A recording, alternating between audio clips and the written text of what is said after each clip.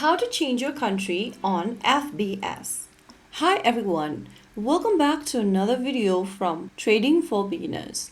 In this video, we will be learning how you can easily change your country in the FBS account in just a few simple steps. So first of all, launch open a web browser and type in fbs.com inside it and make sure to search. Now go ahead and log into your existing FBS account, and once you're inside the main dashboard, click on the Profile Settings button from the bottom left corner. Inside your profile section, scroll down and you'll see the country option. Click on the country and then choose a new country you want to change to from the list. Once making the selection, click on Change Country and you have successfully changed your country in the FBS account. So there you go. That is how it's super easily done. Now, as you have changed your country, you'll then need to get verified again with your new country information and your personal info.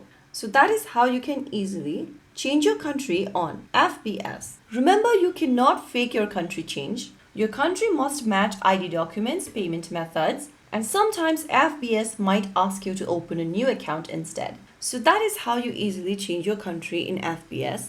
If you found the video helpful, don't forget to like, share, and subscribe to our channel. I will be back again in the next video. Thank you and stay tuned.